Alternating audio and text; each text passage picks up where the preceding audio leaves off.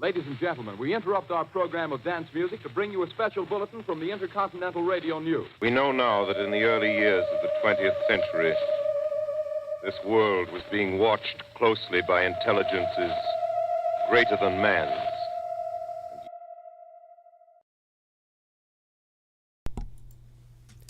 Good evening, everyone. Welcome back to the Bar at the Edge of the Universe. I'm your host, Adrian Maddox, and I hope everyone has their drink because we are going to be going over one of my favorite sci-fi movies of all time, Signs.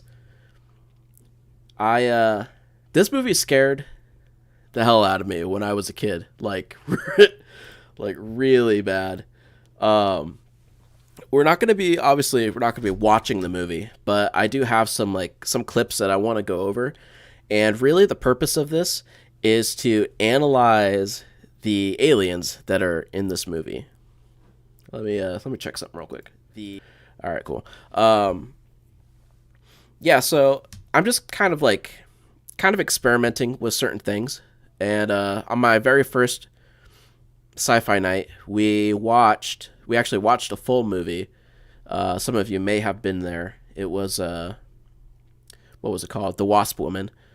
And that was like an old 1950 black and white movie. It was a sci-fi movie. So we watched that, and then the second sci-fi night that I did, we listened to an old radio show. So now we're going to be doing something different because I'm just seeing what I like to do, and I think this is going to be a really cool idea.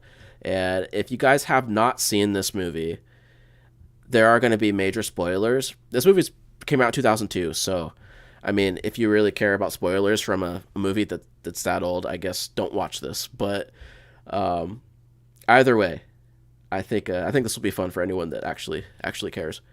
So this movie, like I said, came out in 2002, and it is one of my favorite movies of all time. And it is, I have to say, it's one of the, if not the film, despite its flaws. I know a lot of people don't like it, and they have their problems with it, which we'll go over later.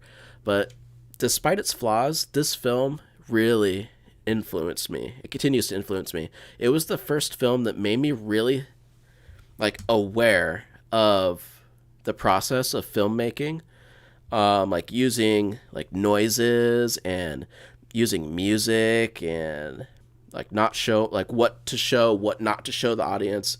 And that's where I started actually paying attention to movies and what works and what's not. And that's part of the reason why I'm so into science fiction, I think, is because of this movie and movies like this that have stuck with me over the years.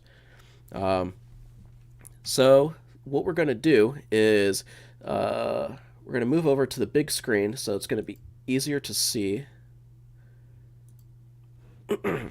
So I pulled up this YouTube video, and it's basically just a series of clips from the movie. And we're not necessarily going to watch all the clips. I'm not sure what exactly we can get away with on here before we get shut down. We don't want to get shut down again. But essentially, we're going to go through different parts of the movie that pertain to the aliens, the invaders that are in the movie. And we're going to make some theories and kind of analyze things that are happening, if they seem realistic or if they seem like that's just a plot hole or whatever. But I kind of want to, this movie kind of does have some plot holes, but for the purposes of this show, I kind of want to pretend that everything was intentional, even if that may not have been the case. Because you could just miss a lot of things that don't make sense. It's that's just bad writing or whatever. But let's just pretend that everything is a clue, right? So we'll try and come up with just make some theories about this aliens. Just talk about it. I think it'll be pretty fun. We'll see how it goes. So let's kind of let's set the stage here. So this movie is about a family, and the main character is Mel Gibson. Love him or hate him, he's really good in this movie. And so we have the father, who is played by Mel Gibson, and then he has a brother, and then they have two kids, and they live on a farm. And they wake up one morning, and they notice, he's actually awoken to the sound of his, I think his daughter was screaming. I've seen this movie quite a few times, so His daughter was screaming outside. It woke him up, so he goes outside to investigate, and they grow corn, right? They have a huge cornfield right outside their house. And when he's investigating, it turns out that there is a crop circle. Oh, thanks, Kyle. You too. I forgot what I was saying. He got me all distracted now, dude. Yeah, so this crop circle appears in their cornfield, and it unsettles them. And as you have guessed already, because I've been talking about aliens, these were in fact created by aliens, and there's an alien invasion that happens. And yeah, that's just kind of like that's the setup essentially. They don't really know. Yeah, I already had the spoiler alert when I first started. Oh, and everybody, I hope you guys have a drink ready because I forgot to open mine. So this is supposed to be fun. We're not taking this too seriously. Okay. And you guys feel free to input if you've seen this movie. You got some ideas you want to talk about, whatever. Feel free to throw it in the chat. Okay, so we got this crazy crop circle. Let's kind of go a little bit so it zooms out, get the full picture. This is I always wondered what the shapes mean, like why circles and lines like that. Yeah, I would agree. That's something I've always wondered when it has come to the idea of crop circles. What is the purpose of them? Right? Maybe so some sort of symbol, maybe it's like pointing towards something. I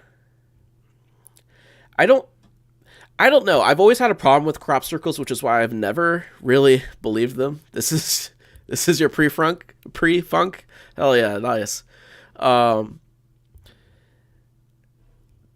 don't know. The crop circles is like I've never really believed in them because they've never made sense. So we're assuming that, well, we know that these are aliens from a different planet, and they have technology to get here, obviously, right? And you would imagine that traveling through space requires some sort of level of navigation technology, right? So why do they have to draw signs in the corn? That's interesting to me. This has never made sense to me. Like, if this is supposed to be a marking that, like, hey, this is like one place where we're gonna land, and if they're creating like a map or something, that doesn't really make sense to me. So maybe it's for another purpose. Hey, Nick, what's up? They're kind of cool though. Yes, you have to admit they are cool. And if I had crops and this appeared, even though I don't necessarily believe this in real life, I probably would be a little bit unsettled. Like, it kind of does make you think because it's so weird. Could it possibly be a symbol of religion or a deity for their species? Yeah, maybe. That's the other thing we have to keep in mind too, because they're aliens. We don't really know what. We don't know much about like the way they think. So when we think about life from other worlds, a lot of times we kind of put our own ideas, like we imprint that over, what's the best way to say this? Like, their motivations are not necessarily going to be what our motivations are. So, I mean, who knows? Maybe we can't understand what this is. You know, maybe this is on some other level. But in the movie, they theorize that this is a visual mapping system, that these are markings. But, you know, this is just a family coming up with theories, so that's not necessarily the answer. That's just what they think. So, but yeah, this is like the very beginning of the movie, and it's definitely unsettling to see this. Yeah, well, can't they communicate to each ship? Exactly. So, like, why this has to have some other purpose, and I kind of like Kyle's idea that maybe it's like a religion or something. Maybe this is like maybe the symbol is not necessarily for navigation. Maybe it means something like a like part of like a ritual or something, like something crazy. I don't know. That would be wild. All right, let's keep going a little bit. Let's see what else is in here. Yeah. So this YouTube video has like every clip that has to do with the aliens directly. So it's pretty cool that someone made this. I'll have to I want to give him some credit. Let's see. Movie Junkie. So appreciate it, Movie Junkie. Here's something interesting. The animals, like the dogs and other animals that are in the town, they sense that there's something going on, and they all start acting weird. So they have their dog here, just peed on the floor. Is acting very scared. And then I believe, yeah, they have two dogs. This one is Houdini. I didn't even watch this in preparation for this video because I've seen it so many times that I know what the dog's name is. Let that sink in. I've seen this movie probably, I know, over 10 times. I don't know if over 20 times, but I've seen it a lot. Alien symbols for let's do lunch. Yeah. So yeah, this dog acting scared, peed on the floor. And then we have their other dog. Oh, does anyone know this dog's name? I forgot this one. The first one's Houdini. This one's Houdini. Or do they only have one dog? No, they have two. Now I'm doubting myself. Because he kills this one. He says, "Stop it, Houdini." Let's play it a little bit. Let's see. Let's go back. Oh, it's yeah, it's the same dog, but they have two. But this one is the same one that goes outside. Anyway, not that that's really that important, but so Houdini was acting scared. You know, he peed on the floor, and this part was like the first jump scare in the movie. Houdini starts acting kind of aggressive. This was really scary to me as a kid. I was like, oh, fuck. Bo, don't run. What's wrong, boy? Yeah, so the dogs are not acting normal. They know something is wrong. And later on, the sheriff comes to investigate, and she brings up that other animals in the county have been acting funny, some of them violent. So this is not just a random thing that's happening to their dogs on this farm. It's everywhere. Don't really know a whole lot about dogs, but if they sense like a predator or something, is this a possibility of how they would act? That's cool. It's just like a kind of a hint at what's to come. Let's see what else. Yeah, for all you dog lovers out there, don't look. He kills the dog, but he does it to save his little sister. That's the worst thing the aliens have done is they got a dog killed. Okay. Nighttime. Now this is where we're starting to get into the good stuff. So I kind of want to go back a little bit. Let's see if they play this. I'll turn the volume up on this video. This is a cool detail I didn't notice on my first like few viewings. I mean, I was a kid, right? But if you guys pay attention at nighttime, the crickets are chirping, and then you'll notice that all of a sudden they stop. Listen.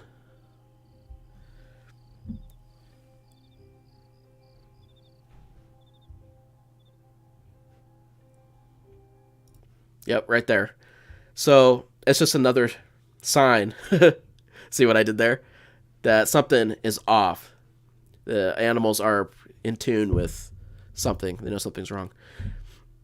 So Bo, the daughter, wakes up and she goes to her dad, and then she says, Can I have a glass of water? Monster. I almost had that timed perfectly. There's a monster outside my room. Can I have a glass of water? It's kind of creepy. If there's a monster outside my room, can I have a glass of water? Wait, what? There's a monster outside your room? He kind of brushes it off, right? Of course. I don't know exactly how many clips I can play before something like, so I'm kind of like trying to just do more still images, but so he's comforting her. He looks outside. Right there. That's our first glimpse of the alien. And I can't really zoom in, but it's very humanoid. It's extremely humanoid. Head, shoulders. Can't see the other arm. It has 2 arms, as we'll see later on. 2 legs. This could potentially just be a person, and that's what they think. Especially if it's dark. To me, it's believable that they would think this is just some guy on their roof. That's already a problem in and of itself, that someone is looking. It's climbed on your roof and is looking in your kid's window, and they're standing like that. That's pretty I don't know, but yeah, I mean, they're not going to jump towards this as an alien. But you gotta think though, if they just had a crop circle, and then the animals are acting funny, and then this shit's on your roof, tell me you guys aren't going to kind of be like, I need to get the hell out of here. Maybe it's just because we've seen a lot of movies, and our minds are going to be more like we're going to think of this stuff. But to me, I'd be like, oh, hell fucking no. Wait, you never noticed this? You never saw the alien on the roof? This is wild.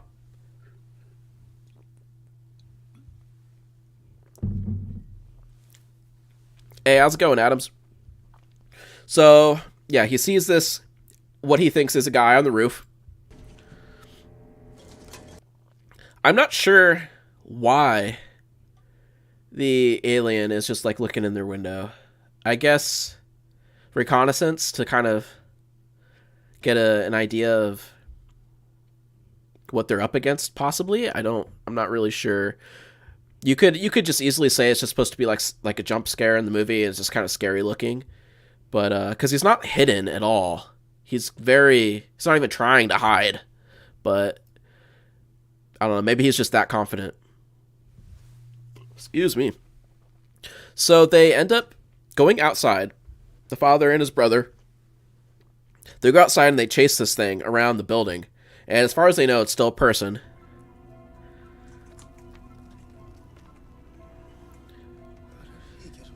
They chase him around. You guys gotta watch this in the movie. It's way better, but it's a pretty funny scene. And they chase him around the house, and the alien jumps back onto the roof. And mind you don't really see the alien do this.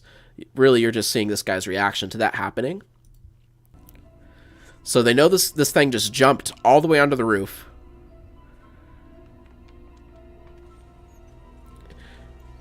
And then it jumps down, runs through the swing and into the cornfield. And the movie is cut in a way to where you don't actually see it enter the corn, but you got to think they had already turned around, so they probably saw it from right here. They probably just saw the figure run in, so that they see more than we do, which is always creepy to me as a kid. So it doesn't want to be seen, I guess, or caught, but it's not doing a very good job at hiding. So we'll see what we think of that as we keep going. Okay, so next we have these crop circles. They start popping up all over the world, and there's a news broadcast that's talking about how crazy it is. And the news broadcaster actually says that there are either 2 explanations. Either this is the most elaborate hoax ever created, or basically it's for real. Once you saw this happening all over the world, I feel like even if you didn't believe in crop circles, you would be I'd probably be very, very paranoid, because something's happening. And then that thing was like there was someone outside your house, and I don't know. It's very creepy. I wonder if the aliens themselves thought they would be camouflaged for some reason, and that's why they weren't great at hiding. You know, that's a good theory, because they do have like a built-in camouflage, as we'll see later, and they could change colors, kind of like a chameleon. But yeah, maybe he thought he would be blended in better, I guess. Yeah, that's a possibility. And then when they came out, he's like, "Oh shit, they saw me. Got to get out of here," and went back into the corn. Yeah, I could see that. Okay. So, let's see. Next big thing that happens.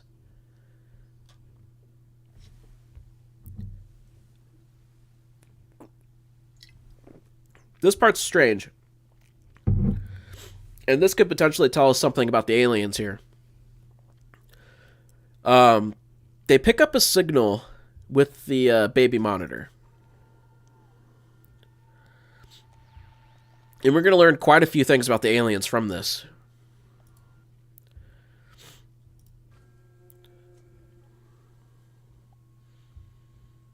You can turn your guys' volume up. It's kind of quiet.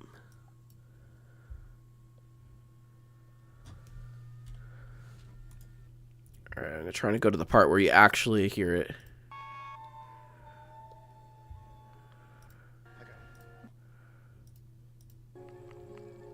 There's two of them talking. You can kind of hear them. They're like clicks.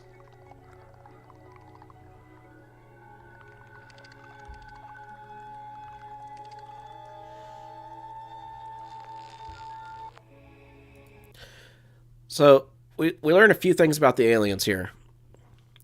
One is that the way they're communicating is they're using radio waves.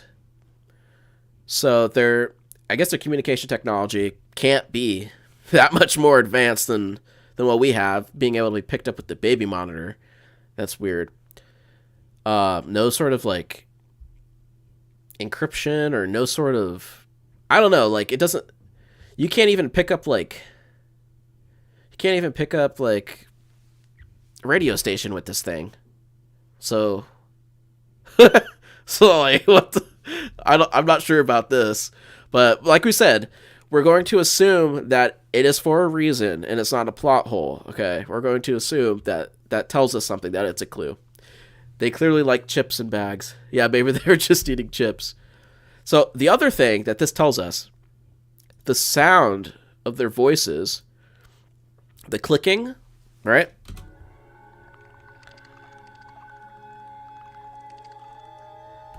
That tells us a little bit about their biology, I would say. I think that the sound is more reminiscent of possibly some type of insect. Right? Like, what other animal will kind of make that sound? What do you guys think? No mammals make that sound that I am aware of. I mean, I know they're aliens, right? But I think they could possibly be some sort of insectoid. But the thing is, when we saw them earlier, they're extremely humanoid, right? Like we said. So, I'm trying to get back to that picture. Oh, geez, that was loud. So we have a humanoid type of creature, and it speaks with like clicks and chirps, kind of like a cricket or a dolphin, I guess. I don't actually know what a dolphin sound like. I know that like the stereotypical dolphin sound is not actually a dolphin. But they use in cartoons, right? Prequel to Ender's Game. Yeah, maybe these are the buggers. Or maybe these are a more advanced version of the buggers. Because the buggers were definitely way more insectoid. Like, I think they had, like, exoskeletons and stuff. Like, they kind of looked like insects. Maybe these are more advanced. Or maybe these are a genetic crossbreed between humans and the buggers. We've solved it. We've solved it. That's what this is. It was planned the whole time. Orson Scott Card and M. Night Shyamalan actually had this planned. Holy shit, this is crazy. I gotta drink to that.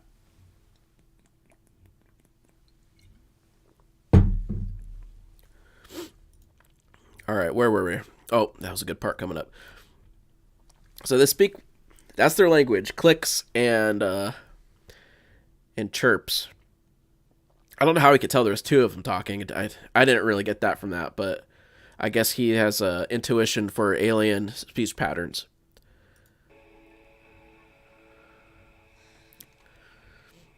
And they lose the signal. I guess possibly they found out that they were being overheard. But this makes me think. Other people have to be listening to, have to have heard this, right? Because there's plenty of people that are just listening to radios all the time. And especially like the government, too. The government at this point knows. They have to know what's happening.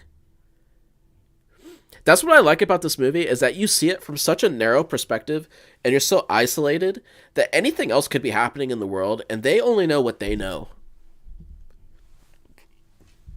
So I think the government probably is listening to them, and possibly the aliens know that they're being listened to. I don't know. It's hard to say, but I definitely think that the government would definitely know. Yeah, Jan, I would agree. Yeah, if you could tune into this with the baby monitor, there's people in Washington like, sir, listen to this, and then they turn it up. And then the colonel listens to it. He's like, all right, arm the nukes. But the aliens are naked, so obviously we're not going to use nukes against them, right? So that's another thing we're going to have to talk about later. What if the aliens are so advanced they only want small people to know and not big government? Huh. So, like, when you say small people, you mean just like normal people? I would assume. Is it like a fear tactic, maybe? Like you hear this and they're like, so it kind of like, it weakens your mental state, possibly? Because that's pretty creepy to hear that. Maybe they're baby snatchers. They're talking to babies. Yeah, probably. Yeah, the government has no idea what to do about it. That's an interesting point, because if we were getting a signal and we tuned into the signal, right? Like the government knew about it, the military knew about it. What are you going to do? All you can do is listen, right? And then you just kind of wait, like, because at this point, as far as we know, there's nothing been on the news about seeing an alien, and there's nothing has been on the news about seeing the ships yet, which will come later. So even if you're getting these weird signals, yeah, they probably are just like, they might be like on alert, but yeah, you can't, what are they going to do? Just keep listening. Yeah, it's an interesting thought, Kyle. Maybe they're doing it specifically for them. I don't know. Possibly. So, okay, so that was the... sorry if I'm sniffing a lot. Like, I'm coming off of a cold, so... This is one of my favorite scenes in the movie. And, I don't know if I can play the whole thing, because I think it's like a couple minutes long. But, essentially, the father, Graham... Of course, this happens at nighttime. This is when he decides to get super courageous. He decides that he's going to prove to himself that this is all a hoax, that everything on the TV, those were just people like copycats. One person makes a crop circle and another one does, and then it's like it becomes this huge worldwide event, and he thinks it's just people. I don't think he actually thinks it, but I think he wants to prove it to himself because he is scared. But I don't know. It's weird. I would not do this. I don't know anyone who would do this. But, excuse me. He decides to get a flashlight. And let me play what he says to his dog right before he goes in. Because he's trying to assure himself more than his dog.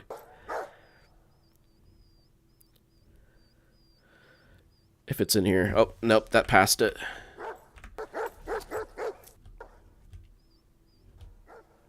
It doesn't say it in this video, but essentially he says to his dog, Isabel, I just remember the dog's name, Isabel. There you go. I can't believe that just came to me. He says, Isabel, you're going to feel very silly when this all turns out to be make-believe. So he's obviously not talking to the dog. He's trying to reassure himself because he is scared. And he decides to grab a flashlight and go into the cornfield at night. And I'm actually surprised that he survives this. I mean, we'll talk about that because there's probably a reason for that too. So he's walking through the cornfield. We're not going to watch this whole scene, but he's obviously like, you hear the chirp. That is exactly the chirp that they heard on the baby monitor. Fuck that. At that point, if somehow I had manifested this inner courage to go into a cornfield at night with a flashlight, with all this weird shit happening in the world, and I hear that chirp that I just heard on the radio, I'm running. Like, I'm booking it. But no, he just like, oh, that's weird. I heard a chirp. Well, let's keep going. It's not real. Maybe it was a beetle. I don't know. Or just pretends he didn't hear it. I'm not sure. It's not too smart. So he makes it all the way through, gets back to the actual crop circle.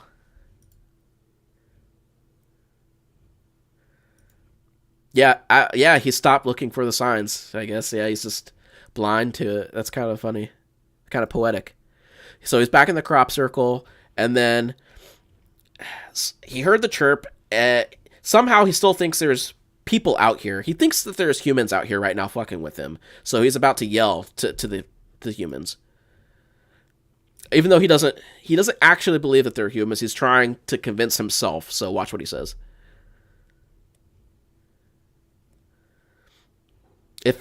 Okay, they took that out. He says, oh, okay. So we're going, like, I have to do my signs knowledge here. Let me think. He says, you're wasting, he yells, you're wasting your time here.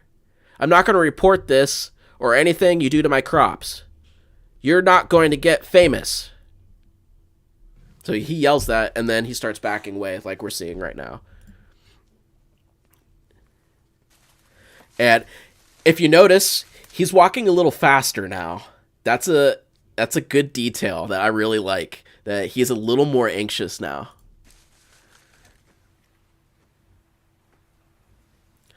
If anyone in here gets is easily scared, what you're about to see, it may disturb you.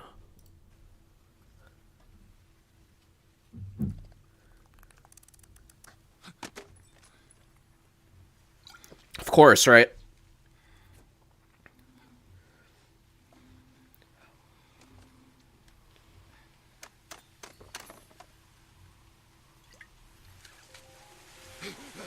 Yeah. I cannot tell you how much that scared the hell out of me when I first saw this. I could not get that image out of my head for like weeks. Let's go back to it. And now I'm looking at it for fun. It's kind of funny.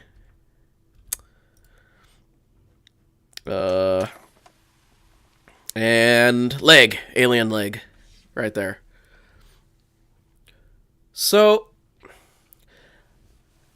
at first, I was trying to see if you could possibly see anything else to the alien, but I know for a fact that there is not anything because I watched the making of this movie, and there's a guy in here. He's holding just a leg, and he turns it and then moves into the corn.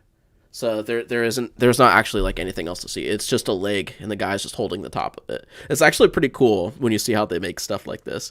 And like I said, that's part of the reason why I got into like sci-fi and filmmaking, and like so interested in how they do it, because like such a simple idea. Why is this so scary? Even though I'm looking at it now and I've seen it a million times, if I'm by myself at night and I think about this, I probably could creep myself out a little bit. That's creepy, dude. That's fucking weird. If I saw this in real life, I would probably be frozen. I don't know if I could even run. I really don't.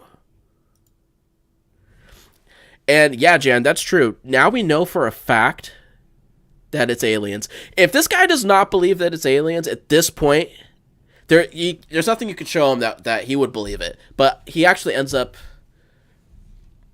believing it after he sees that, because there's no other explanation. If he had still tried to deny it after this, the movie would have lost me, because it's like, dude, you gotta... Okay, aliens visiting Earth seems pretty unlikely, right? I guess if you're... Depending how logical you are. But if you see that, there's not many things that could do that. Like, your only option is that you're hallucinating. That's it. There's nothing else that could possibly be. Has anyone ever thought that maybe the alien visitors are like outcasts or aliens that are sent to explore, and as soon as we see them, we turn them into alien... What? Hold on. Kyle, hold on, I gotta read this again. Has anyone ever thought that maybe the alien visitors are like outcasts or aliens that are sent to explore, and as soon as we see them, we turn them into alien jelly? I think it's safe to say you're probably the only person that thought that. I'm not sure what that means. Sure. I mean, I don't know. I got nothing there, dude. That's hilarious. Alien jelly. What is... Okay. And pause. Nope, wait. Okay. So look at this leg. You know what sticks out to me about this leg? It looks like he has another joint here, like a... I'm not a biologist, but, you know, you have like your knee, right? And then, yeah, like another joint. It sticks out. So, where our foot would be, right, he has another, like, little shin, and then his foot is on the bottom. It tells us a little bit about, like... I mean, it doesn't really tell us much, but just a little detail. Because all in all, like, this is a pretty human leg. If you cut off the bottom part, this could just be I mean, he's gray, but it could potentially be a human, I guess. It was, like, really tall and lanky, but...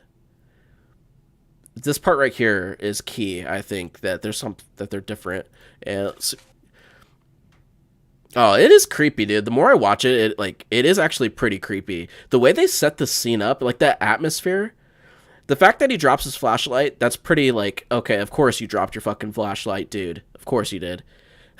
But it's like, even though that's dumb, it's so perfect. It works so well. Because when he turns the light on, that's the first thing he sees, and that is where your eyes are drawn to, because that's where he shines the light.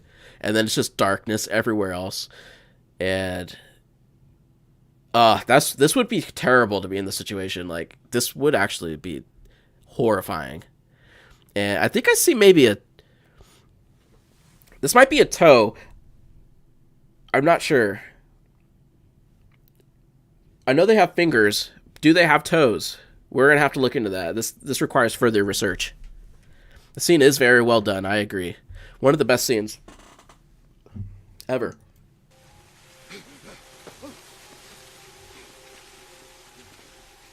So this guy takes off running. And he goes into the corn. Oh, sorry for sniffing. These things could be all around him, dude. There could be... Who knows how many are here. And they could have easily killed him right there, I think.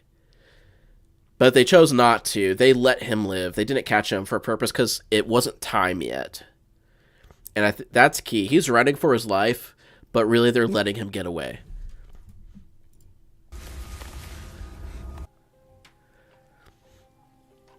Oh, he makes it back inside the house, and this is actually a really cool scene here. They all notice that something's wrong, and they all turn around like they were playing at the dishes. He was reading his book or the pamphlet. They notice something's wrong, and they approach him. That's really cool, little detail. and says, okay, let's turn the TV on. Because at this point, they were all getting so obsessed with the idea of aliens and what was happening that he made a no TV rule. And then now that he saw this, he's like, okay, let's turn on the TV. And that leads us to the next scene where they turn the TV on, and this is what's on the news. Yeah, I heard about that in the making of this, in the making of the movie, that the coroner special for this movie. So, these lights have appeared over. I don't know if it says what city this is. Let's play it from the beginning. Government's Air Force. The first sighting was made. Actually, let's go back a little bit. City officials, as well as U.S. officials, have confirmed that these are not aircraft from either government's Air Force. The first sighting was made by an Air Mexico 747 en route from Mazatlan to New York, as the unidentified craft. Fuck that. What do you do? Fuck that. Yeah, this would be terrible. I wish I could zoom in. They're like multiple lights if it kind of looks like it, but I would assume each one is probably a craft of some sort, and then each craft has multiple lights on them. So they clearly possess. I mean, they're aliens, right? So they possess superior technology. Just getting here alone in their ships. They're invisible during the day. Okay, so that is also interesting. But you can see the lights at night, and that's weird to me. It's in order for like a cloaking device, because during the day they're completely invisible, and I don't know if it actually shows it later on, but he's watching the TV. No, it does not. So Merrill, the brother, he gets obsessed and is just watching the news all day. And he shows that at one point there was a bird that flies across the screen on the news, and you don't actually see the bird. He's just telling you about what he saw. And the bird appears to hit like a wall in the sky and then drop down. So basically like hit an invisible ship. So during the day, the ships are completely invisible, but at night they light up. I wonder if that's intentional on part of the aliens. You know what I'm saying? Like, why would you be able to see them at night? Why would they shine their lights? But then during the day, they would just go dark. I think that might be purposeful. I think they might be trying to fuck with us. Like, mentally, maybe. So for something to hover like this, and to be completely invisible, these ships have to have like some sort of like gravitational field, or like, I don't know. This is very reminiscent of, I don't know if any of you guys are familiar with Bob Lazar. He largely believed to be debunked, right? I mean, you never know for sure. I don't know if I believe him totally, but he's credited. He's like the guy that like leaked Area 51 back in the 80s. And said that the U.S. has flying saucers. And his story is that, well, he was hired to like work on these flying saucers. And one day he was told to go outside, and they figured out how to make one fly. And essentially these things hover, but if you're underneath of them, they're invisible. And he said that the element that they use, I think he calls it like element 115. It's like an actual element. It supposedly has some like gravity properties if you could actually harness it. I guess we don't have like any stable isotopes that we've been able to make, but supposedly the aliens, right? What he says, the aliens were able to make one. That's what they use to power their ships, and they control gravity essentially. So that's like very similar to like what we see here. I think that they're floating, and they could turn invisible. So essentially light, if they are becoming invisible due to gravity, that tells me that light is like bending around it, or at least light is traveling on a curved path around the ship, so you can't actually see what's there. Yeah, Yeah, so the fact that they can control gravity or they harness gravity, because that's what this is telling me, how these ships are operating. This is some pretty advanced technology. If you have technology like this, you could do anything. If you have control over gravity, you could do literally anything. You would be, which makes me wonder why the rest of this movie happens if they're so powerful. But that could be a theory in and of itself, right? Which we'll get into. But why mess with us? What would the purpose be? Surely they would know that scaring us would only make us fight harder. Yeah, that's what I'm saying. I'm not sure. It doesn't quite make sense. So I don't know if we can. I don't know. What do you guys think? So if they can, I'm like 99% sure that they could probably control gravity, or they have some sort of technology that allows them to harness gravity. But if it's bending gravity or bending light around, light should not be able to escape it.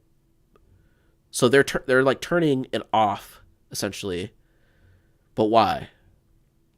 And I want to add that hearing their radio signal, if you assume that they're in their ship when they're talking and they're invisible and they're using that same technology where they're bending gravity, you shouldn't be able to hear them, because radio waves, they should be trapped within their area, because radio waves and light and electromagnetic energy, it's all the same thing. It's all on the same spectrum. They're just waves, right? So I don't think that, I'm not sure. Maybe those aliens that were on the ground were the ones that you heard, possibly. Maybe they were not in a ship, but they don't have any technology with them on the ground that they don't appear to. They just appear to be completely naked. So what would they be using to communicate with each other? Could it be a message? The way the lights look remind me a tiny bit of Morse code, but not quite. And yeah, possibly. Maybe it's for the enjoyment to see us fight as hard as we can, knowing we don't stand a chance. Maybe they're kind of like gloating.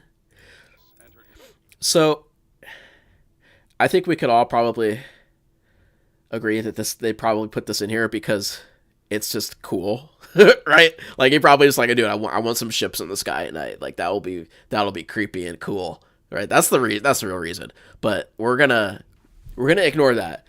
We're gonna pretend that there's an actual reason for this. And I don't know, maybe we'll think of something. I do like your idea that maybe they're communicating with the lights, but we already know that they have radio communications. So light communication, radio communication, and with their form of technology, they seem pretty advanced, like able to harness gravity. Yeah, I'm not sure. I think I'm more of a fan of they want us to see the lights. I kind of like that. Because,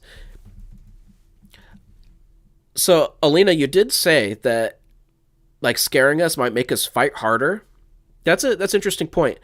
But what if scaring us drives us into a panic and we just kind of like, it creates chaos, right? So if you see this, there's going to be people that are very paranoid, and the greatest threat that humans could pose is if we all band together and we work together.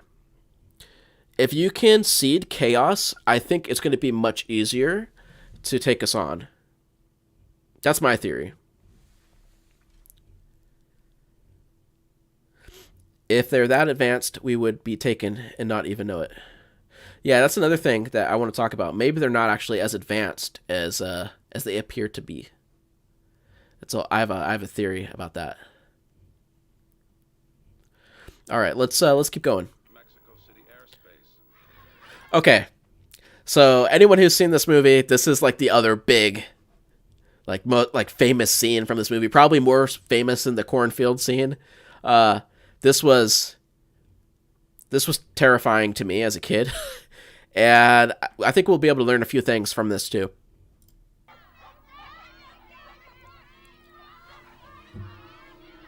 I'm gonna need another drink.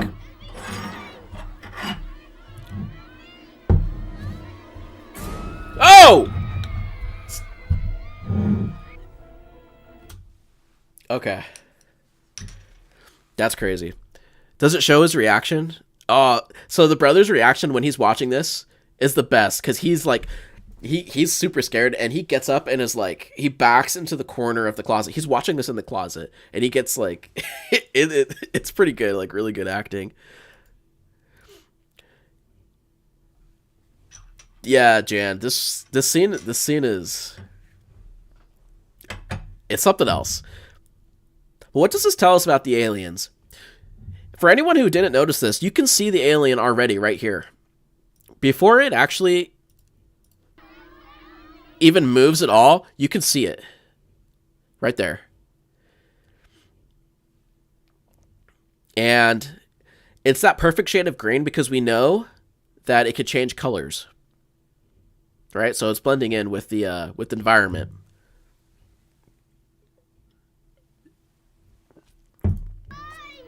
And it zooms in a little bit. You can really... it's kind of blurry. So this is its leg right here. And it's hard to tell, but you can see its head.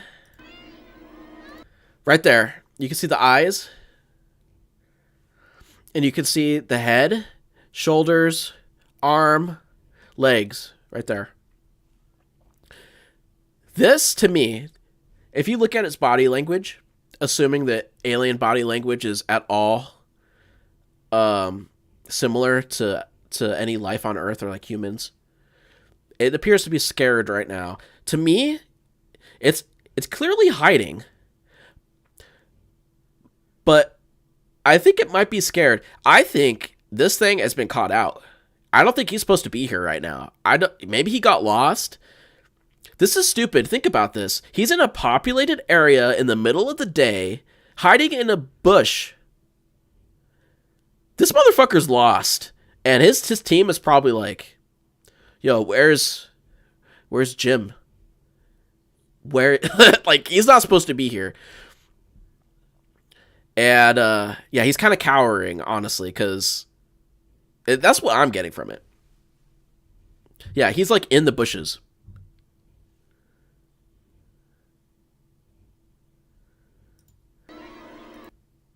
And then, yeah, walks out. This is pretty creepy to look at. I don't really like looking at this, but it walks out confident as fuck, though. You got to admit. It stands up straight and is like, all right, yeah, I'm walking by. I think that, yeah, I don't know how it would get lost here. Got separated. I'm not sure. But we do know later on in the movie that this happens to another alien. He gets separated in the middle of the day. I'm thinking maybe these things are not as smart as we're giving them credit for. Like, this is pretty dumb. He plays it off confidently. Like, he's like, all right, yeah. But, yeah, I think it was scared. Maybe he was trying to scare us. I don't know. But that's stupid. That's really freaking stupid. Because even if you scared some humans, like, I'm a firm believer that you can kill these things with weapons. I really do. Later on, we see Graham, the father, cut one's fingers off with a knife. Okay? They're also susceptible to water, obviously. That's the big thing with the movie. But if you can cut their fingers off with a knife, like, they can be shot. Like, 100%. I'm 99.9% sure you could kill this thing pretty easily. It's just flesh and blood. And for it to show itself like this in the middle of the day, in a populated area, excuse me. I guess I'm making assumptions that this isn't just a house in the middle of nowhere. To me, I always thought of this as like in the city. I guess that was an assumption that maybe is unfounded. But even still, I think that's stupid, because the thing on their side, I think, is by taking us by surprise, right? So just like showing yourself, but it's not time to attack yet, obviously, right? Like, they're still biding their time. It's like you're giving us a heads up. But I mean, hey, if they were showing us like the lights and stuff, so yeah, like we said, like they do want us to know, maybe they want to fuck with us.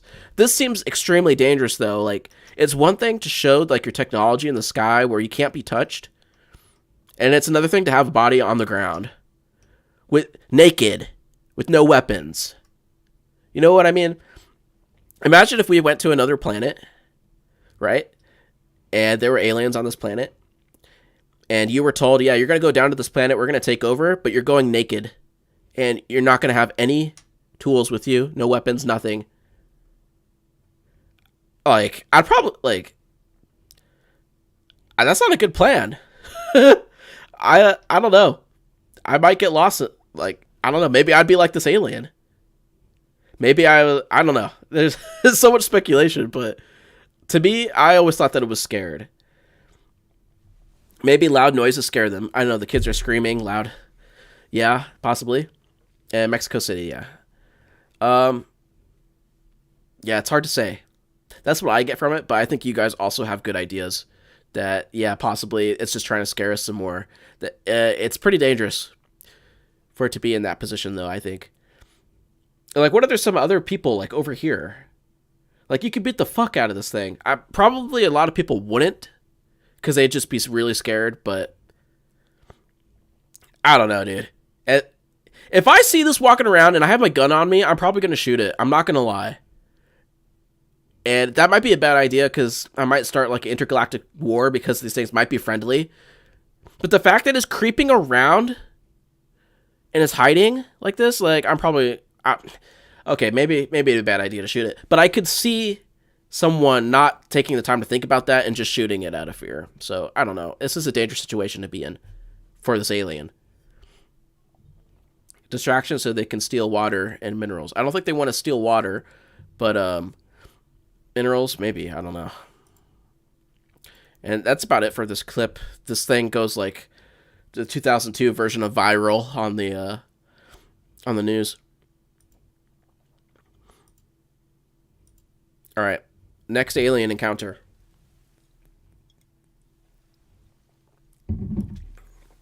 So we are in... Oh, what's this guy's name? Ray Reddy. Ray Reddy. Someone look that up. This house that Graham is in is the house of the man that's killed his wife in an accident. So Graham's wife, the mother of the kids, was in an accident. She was jogging at night or taking a walk. And Ray Reddy, a veterinarian, fell asleep at the wheel, went off the road, pinned her up against a tree, cut her in half, basically.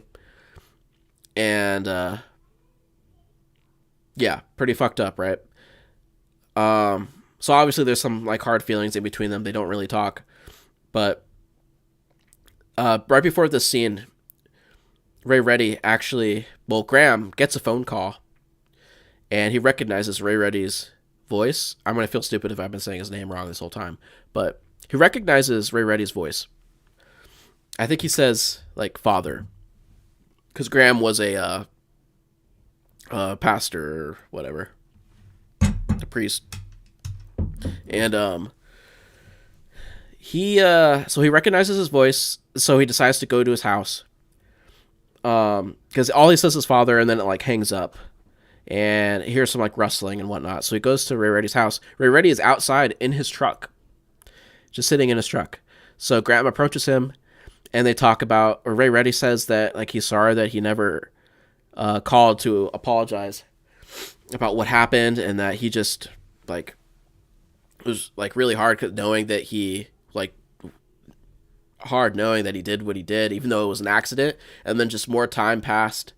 And as more time passed, it was even harder and harder to approach that family. So he just never did, and he is really. And he eventually, like, he does apologize, say how sorry he is, but he says that he's going to the lake because he heard a theory that these things don't like water, and he says, "Don't go into my house. I found one of them in my pantry, and I locked him in." So, being the genius that Graham is, he's going to investigate. I love that you can see the shadow underneath the door.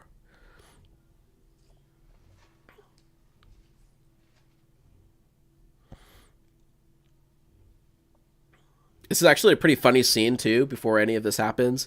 He's, once again, tries to, like, make himself at ease. He pretends to be a police officer. Yeah, it's just a really good scene. It's hilarious. So he gets down on the ground. I'm not going to play too much of this. He looks in. He doesn't see anything, so he grabs a knife for its reflective surface, I guess, and I guess because it's weapon. As a kid here, I definitely had the blankets up like by my eyes because I really thought you're gonna see it, like right there or something. Looking around, doesn't see anything. Right before this cut happens, he actually like pretends to walk away, and then comes back real fast, gets down, and then yeah, his hand comes out.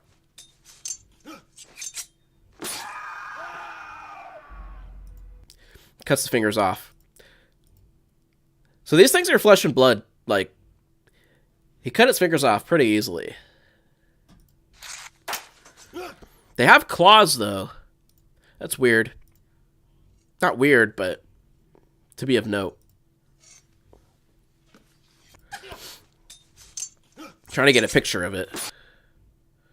Yeah, I mean, you can kind of tell it's CGI, but this is from 2002. So yeah, he cuts the fingers off, and you can tell that the color's different. It's like it actually looks like the color of the ground, like the brick. If you notice, like, it's the same color as the ground. So these things naturally blend in, kind of like chameleons.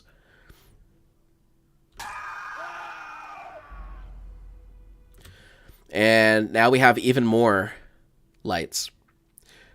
So I'm wondering, were all these ships here the whole time and they only slowly let us see more and more? Or are more ships entering our atmosphere and getting in position? Don't know. I think this whole movie takes place over the span of like a couple days. So if their plan is invasion, Mexico City, I don't know what the population of Mexico City is, but it's probably got to be at least 1 million, right? It's a pretty major city. I wonder how many aliens are in these ships. You would need quite a substantial force to really raid this city. You know what I'm saying? Like, if there's only a couple in each ship, I don't know. I feel like you could fight these guys off. If these ships, we can't really tell how big these ships are. Maybe there's a ton. Maybe there's like entire like task force in each one. They're ready to go. But I don't know. This is kind of interesting to think about. You'd be safer in a city, I think, because there's more people. Kind of like a herd. Safer in a herd. Less likely to get picked. All right. Let's see what else. And we're only halfway through this video. That's crazy. I didn't know if I was even going to have enough stuff to talk about, but yeah, we're doing really good. Yeah, they start boarding up the doors, boarding up the windows, because they decide to stay in this gigantic house. You would not catch me doing this. Oh, and also the TV, like, it goes to the emergency broadcast signal thing. So, like, everyone is disconnected from everybody, at least TV-wise. I wonder if their radio communications also went out. I think Meryl actually tries to use a radio when they're in the basement, and it doesn't work. So they kind of cut everyone off. And they kill the other dog. At this point, the aliens are outside, and the invasion has begun.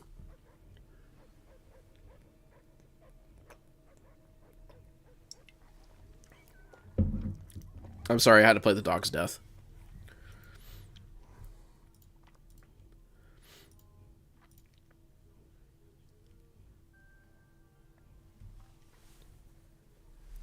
This to me was creepy too.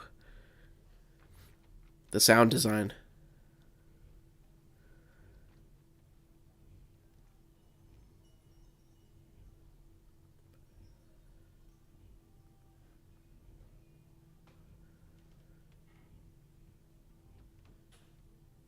That's fucking scary, dude.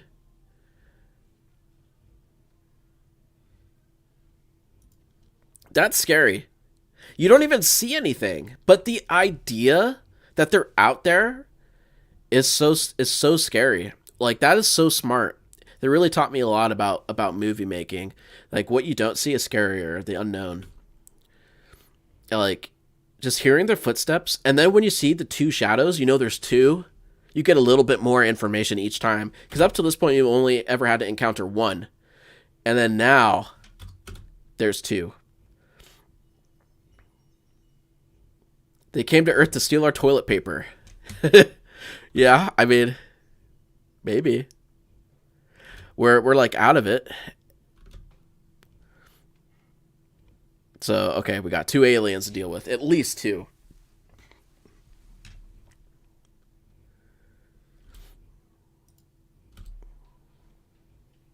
Yeah, seeing those shadows really fucked me up as a kid. Alright, so I'm not going to play too much more, because that's quite a long clip. Hopefully we don't get cut off. But, yeah, so aliens try and get in. You don't see much else, in this scene at least. They start trying to break in, they bang on the doors, break some glass, and eventually they do get into the house. There's a deleted scene where they actually come in through the attic, and Meryl has to hold this door closed, and Graham pushes over like a wardrobe to stop it from opening. That scene, I don't know why they got rid of it. It's a really good scene. They should have kept it in the movie. If you guys want to look up like deleted scenes, definitely check it out. Here's something. This hand right here. What's the purpose of this? I'll turn it down a little bit. Why did it do this? This is maybe just to scare you, but like it puts its hand under their door like it cut its fingers off. They don't seem very intelligent to me. They really don't. And that's something I want to go over a little bit later. That maybe they're not quite as intelligent as they seem.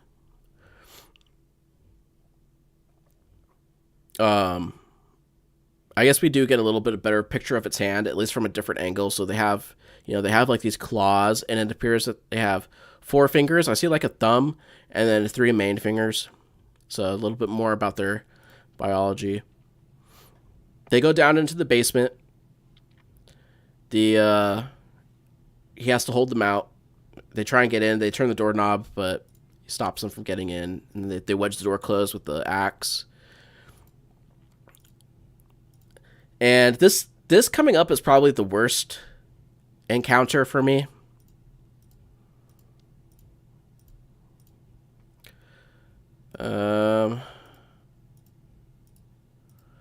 This right here.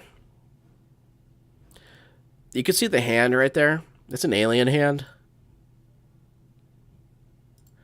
And it grabs him, kind of. I don't know. I never really liked this scene. It's kind of like it's a jump scare, but why did it I don't know. We got to come up with the reason why it just had its hand there, and then it grabbed him kind of. And then, but look at the way they cover the hole up with some like bags of dog food, and that stops them from getting into the basement. Like, I don't know. Yeah, they cover up the hole with bags of dog food. Not sure. But I have a reason for that. Yeah, Justin. Definitely.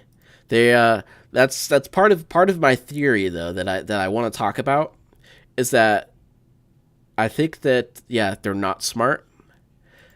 I'll get into it a little bit more once we get through all the scenes, and then we can start theorizing like more on a larger scale. Just watching the scenes we're just trying to refresh ourselves and get our minds turning. So they survive the night. They hear on the radio that the aliens are leaving, that humans have found a way to fight them off. And we're coming up to the most polarizing aspect of this movie. Bo says that the people on TV, the TV's back on, and the people are dancing and happy. So, aliens are leaving. And this is what got me afraid to look into a TV screen. Right there. It's in the fucking house. This one is left behind. Of course. He turns around slowly. And yeah, it grabbed the boy off the couch who actually had an asthma attack. And he's like unconscious right now.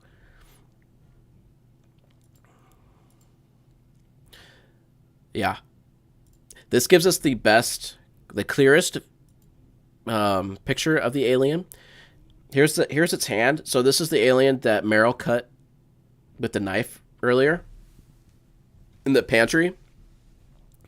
So this one was stuck in the pantry, and then after everyone left, it must have gotten out, and then it's like, fuck, I'm left here. And then maybe it came to get revenge, possibly.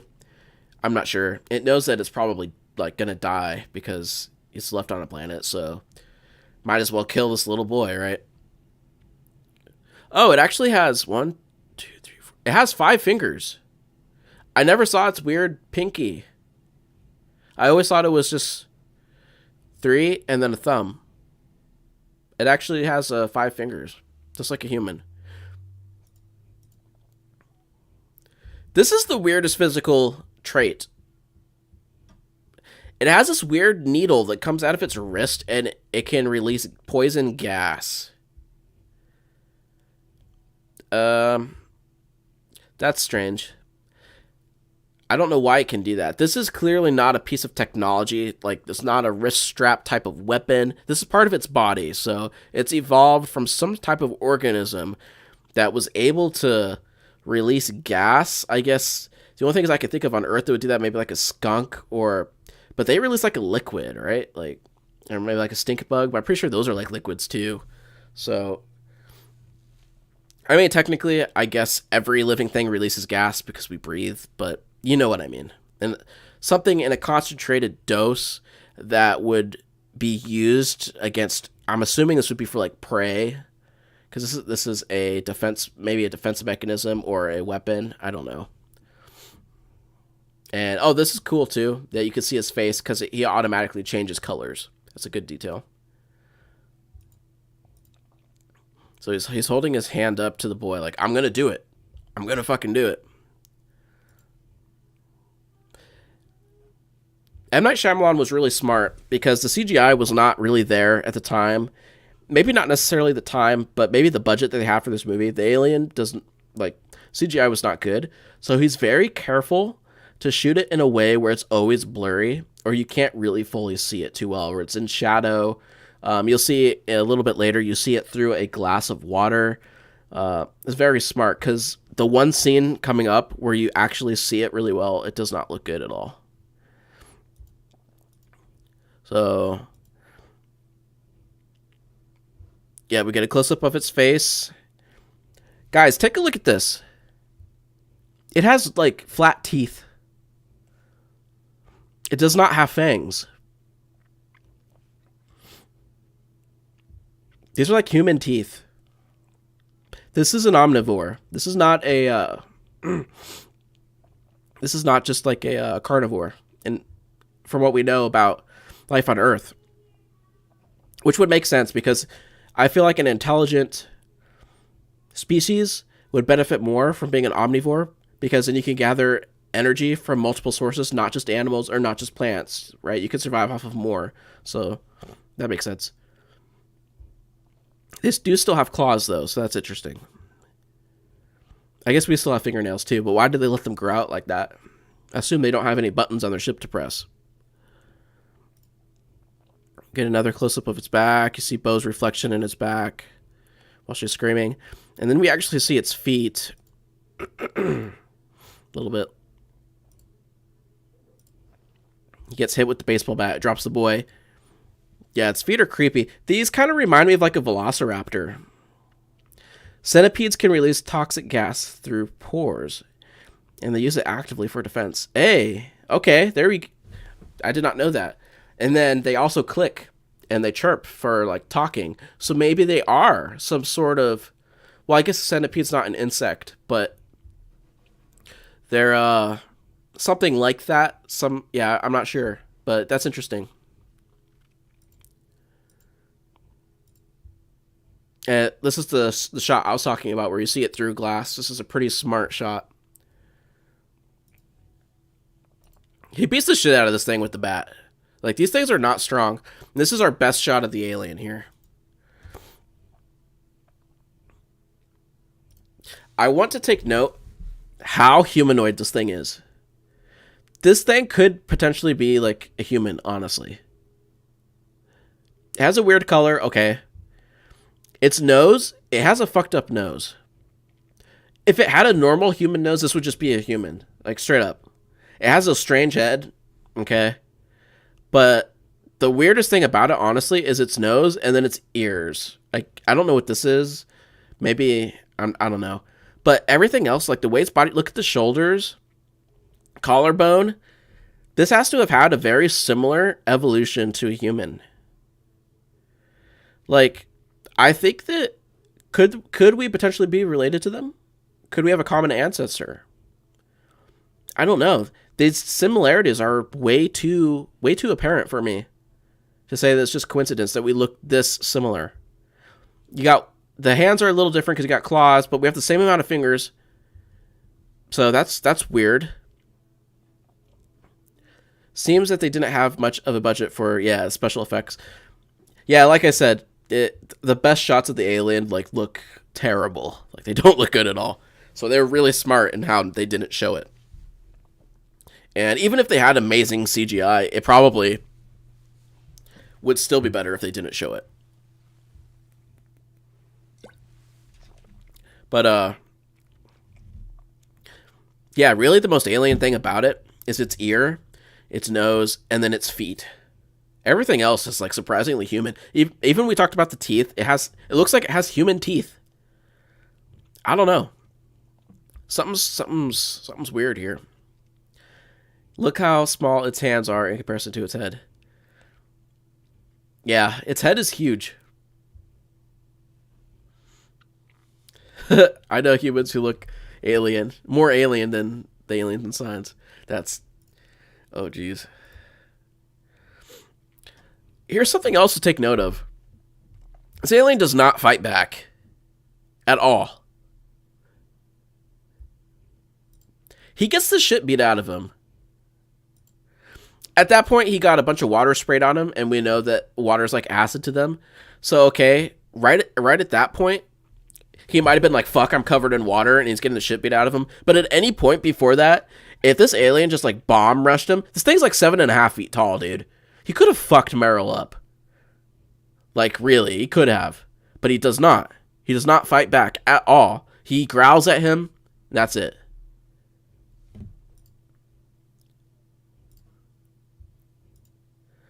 And he hits him with the bat. All this water falls on him. And stops breathing, and it's dead. I don't want to go back in the house and knowing there's a dead alien in there. You got to deal with it. And that's pretty much the end of the movie. The boy survives because he had an asthma attack, so his throat was closed, so he didn't breathe any of the gas in. Meryl realized this was probably all for a reason, and he gets his faith back. Okay. Is there anything else I want to talk about specifically? The fact that most people's biggest problem with this movie is that the aliens are allergic to water. Water is like acid to them. So people argue, why on earth would they go to a planet that's 70% water? Why would they go to a planet where where it rains and they would just all die? Why would they go to a planet where all the life forms there are made out of water? Why would they go to a planet where there's water in the air? They don't have any suits. They don't have any breathing apparatus. I don't know. So it seems like they're only... Yes, there is water in the air. But I think we can all agree that they seem to be only allergic to liquid water. Like, high amounts of liquid water. So, like... I guess breathing it probably doesn't harm them too much. As far as to why, like biologically, water would affect them like that, I don't know enough to say like what their makeup could be, that water would hurt them, but they could breathe it. I do know like oxygen, we can breathe oxygen, right? But we cannot touch liquid oxygen. Liquid oxygen will kill you. So maybe it's something similar, but liquid oxygen is more just because it's cold as fuck. Yeah, I don't know. I don't have like a perfect answer for that one. But to me, I think these aliens are desperate. Maybe they know, and maybe they don't know.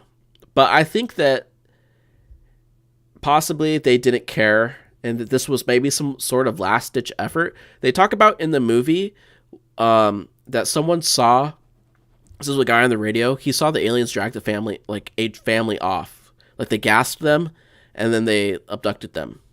So they needed the humans for something. That's pretty wild. What did they need them for? We can only speculate. Humans are made mostly of water, so I don't know. They gas them. We don't know for sure that the gas kills. We do not know that. I just realized that. Why didn't they land in the Sahara? Are those aliens masochists? Yeah, probably. I don't know. Maybe some did land there. I don't know. But they needed humans, though, so I don't know how many humans are in the Sahara. I can't imagine a whole lot, right? They wanted to go to populated areas, so because they want to harvest people. I think these aliens are... The fact that they don't have any technology besides their ships and they're naked. What if they are... What if these aren't even like the aliens? What if these are just like some sort of drone, or some sort of, not drone like a mechanical drone, but like think of like an ant drone. What if there's some sort of like slave or some sort of like genetic creature that is controlled by like a higher intelligence that actually has control of the ships and stuff, right? So maybe you imagine like a master alien race, and they send their little pawns down to get as many humans as possible and bring them back. So I don't know, maybe because it doesn't make sense why they wouldn't have any technology. That's another big thing I didn't understand. No weapons. If they had a gun, like they could have taken every single alien on that night. You know what I mean? Like they would have killed all of them. There's only like 2 or 3. They just would. So they say in the movie that they wouldn't use their weapons against us because we would use nuclear weapons. Okay. But, I mean, I would still use a gun against them. I might not nuke them, but I'm gonna shoot them. So, I don't know, maybe that's why they were scouting before, to make sure they didn't have any weapons. But there's no way that they could have really known for sure. Like, as soon as they get into the basement, like, just blow their head off. I don't know. Yeah, they're desperate. Just traveled 100 million light years. Now they really need to go to the loo. Yeah, I think that, especially since we saw one alien that was scared, probably, like, in the recording, maybe he was scared, hiding in the bushes, got lost, in my opinion. I think that this whole thing was not organized that well. And I think that they were desperate. Either desperate, or they are just pawns of something else. I don't actually think that these were, like, that this whole thing was, like, super planned and orchestrated. You know what I mean? Them not having armor does make sense, though, because it would probably interfere with their camo. Yes, true, but also remember they have access to cloaking technology. You can't see their ships. So, I don't know, maybe they couldn't find a way to create it on a smaller scale for something they could wear. I'm not sure, but they breathe air, so I guess they knew they wouldn't need any breathing apparatus. I don't know. The whole thing, I definitely see why people have a problem with it, but I think that there's a I don't know. I think you could come up with a theory that would solve. I think all of our ideas so far could be completely plausible. They might need water for their fusion drives, so perhaps they landed to refuel their spaceships. Maybe. Maybe they throw the humans into the fusion drive. That'd be crazy. It's just a mass of blood and guts, and that's what makes them run. And they have to go planet to planet harvesting living organisms. I don't know. But yeah, I don't think these aliens had this planned very well. The fact that you could hear them on a baby monitor, and the fact that they just like went in with no weapons at all. I don't know.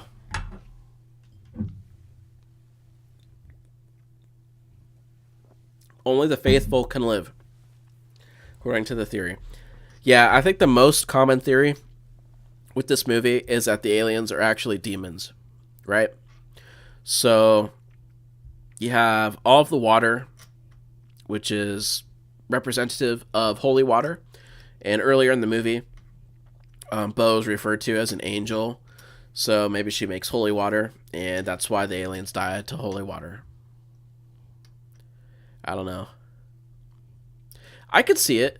And I actually think that M. Night Shyamalan has actually like expressed agreement with this theory, but I'm not entirely convinced that he thought of that when he made this movie. Maybe the movie does center around faith and regaining your faith, so maybe the aliens are demons. Like, it does make sense, and it's probably the best theory. But I think even if you run with them being aliens, I think things could still potentially add up. I don't know. This would be crazy to experience this in real life, though. I'm surprised that they don't own any guns either. They live out in the country. I don't know. Maybe that's just from my experience, but man, if you live out in the middle of nowhere, why wouldn't you not have weapons? I certainly would. I live in a city and I have weapons, so I mean, I guess I'll be safe if these aliens invade. But I think if aliens invade for real, there's not going to be much we can do. It would be crazy to see. I actually thought, like, sometimes I think, like, I really want it to happen in the sense that I want to know what it feels like to experience something like that. Just, like, the feeling of, like, holy shit, this is real. But also, I don't want it to happen because, like, I don't want to be invaded by aliens and get abducted and killed, right? So, it's kind of like I don't know, what would the term for that be? Like a dread fascination with alien invasion? I don't know. But, yeah, all in all, dude, this is like one of my favorite movies. Let's see here. Let's go to this.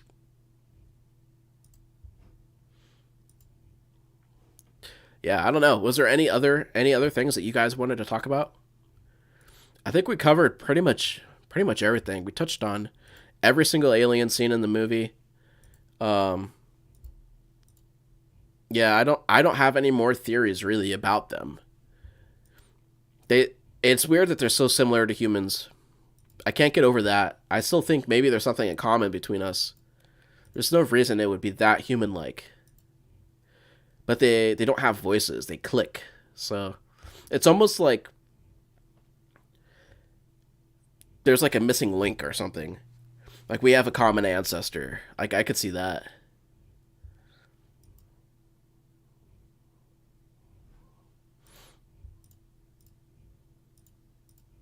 Yeah. The alien's face look like chimpanzees. Let's go back to the face. The best one is where he hits him and he falls on the ground.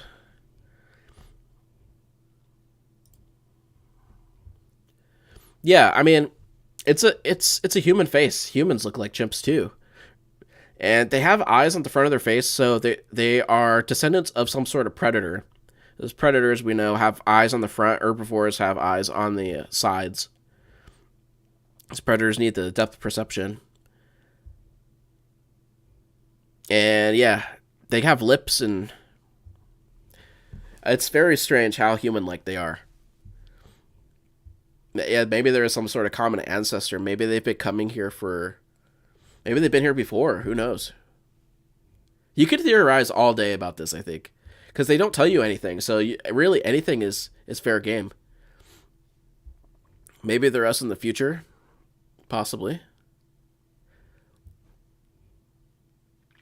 because we don't actually see them hurt anybody, right?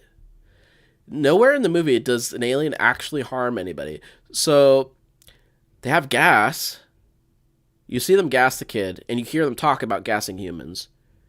But we don't know what the gas does. It could just put you to sleep because they were taking humans. So to me, I guess like you could kill a human with gas, maybe. But to me, maybe it makes sense that they would be putting humans to sleep and they need you alive. Maybe the gas does not kill you. So maybe, I mean, I don't know.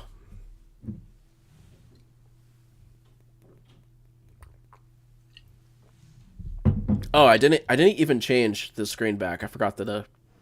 Yeah, that's my bad. Yeah, so this face, like we're talking about, the eyes on the front, just like an ape.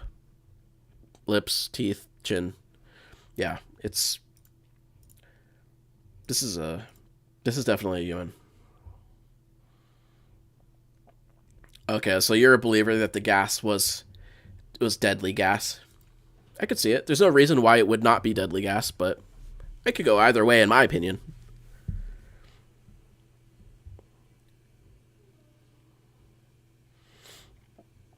Oh, Arrival. Arrival is also one of my favorite movies. I think, obviously, Arrival is a much better film, better made, and it's by one of my favorite directors. But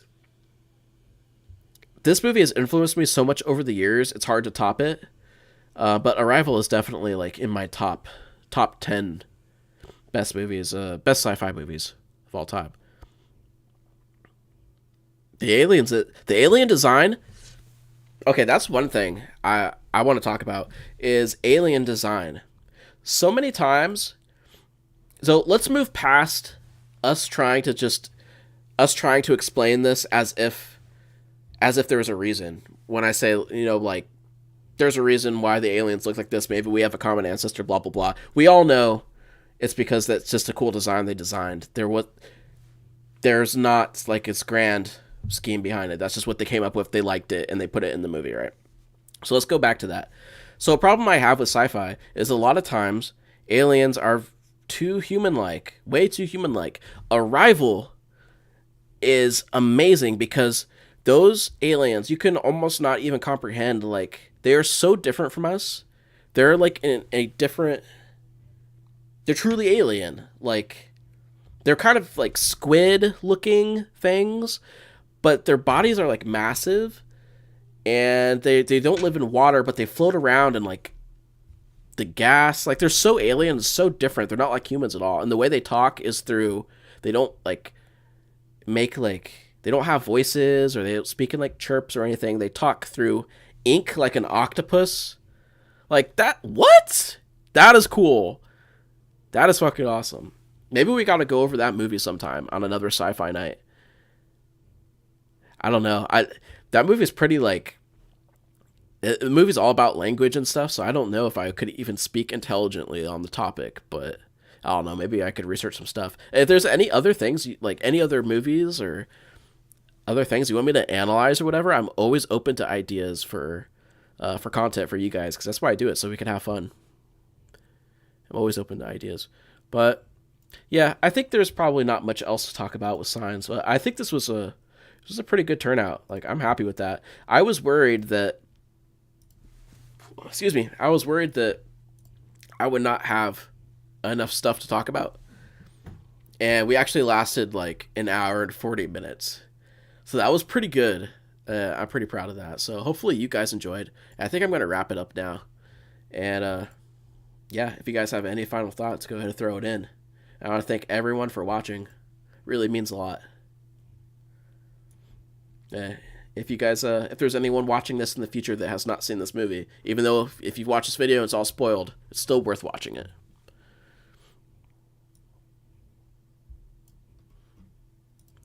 But yeah, I think I'm going to go ahead and close it out. So you guys know what to do. Follow me on all my stuff. I'm not going to beat a dead horse. If you're watching this, you probably already do. So, yeah. Oh, let's see. Maybe the aliens are sort of Buddhists, thinking they do humanity a favor by wiping them out. You're my friend. I'll kill you for nothing. Maybe. That's a funny idea. Best movie out there. Are you talking about Signs or Arrival?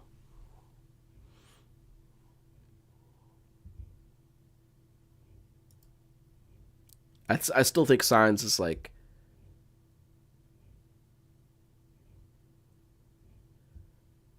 I'm going to assume you mean yes to Signs. So, yeah, Signs is one of my all-time favorites. So, there's a little bit of a delay if you didn't know. And I know that you maybe not have listened to like a streamer before, but yeah, there's a delay between like when you type and when I see it. So, or when you hear my response anyway. So, let's keep that in mind. If sometimes I might not like respond right away. That's why. But yeah, I'm gonna go ahead and close it out, guys. Thank you so much for watching. And yeah, stay tuned for any other content that's coming out. I got some good stuff coming. And Sunday at 8 p.m., I have my latest podcast episode. Will be premiering on YouTube. And then Monday morning at like 5 a.m., it will be hitting all the other stuff like Apple Podcasts and Spotify and everything. So go ahead and check that out if you're interested in. And yeah, we're actually going to be talking about the rare earth hypothesis, which is the idea that aliens do not exist and humans are, in fact, alone in an entire universe. And we have it all to ourselves and the implications of that. But yeah, thanks you guys for watching, and I will catch you guys next time.